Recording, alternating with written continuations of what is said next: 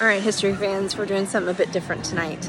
Tonight we are in Orlando at Disney Springs. We're here on vacation, and I just got to eat at my most favorite restaurant, the Earl of Sandwich, which I know sounds crazy, but if you know me, you know that I would eat a turkey sandwich literally every meal of the day for the rest of my life. But that's besides the point. Anyway, while I was standing in line, the people in front of me were debating who the Earl of Sandwich was. And I knew that they weren't quite right, but I didn't actually know much about the Earl of Sandwich. So I had to look him up, and I will teach you what I learned. So supposedly, the name Sandwich came from this guy, the 4th Earl of Sandwich, whose real name was John Montagu. And he was a statesman in England, supposedly a huge gambler.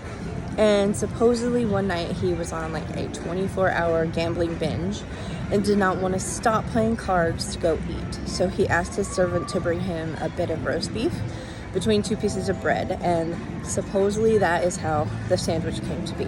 Now, most people think that that is absolutely not true, but the sandwich was popularized and named after him, but for a different reason.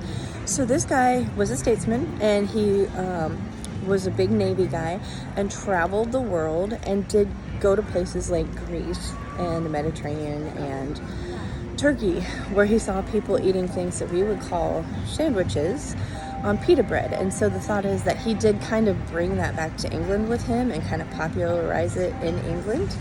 He did other things as well. So he was alive in the 1760s, and he was the first Lord of the Admiralty. So he was a big guy in the Navy during the American Revolutionary War against America.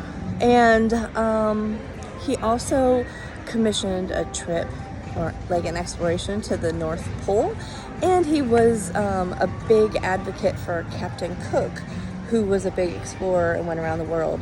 And Captain Cook actually named the Sandwich Islands for him. So that's a little bit about the Earl of Sandwich. Now you know.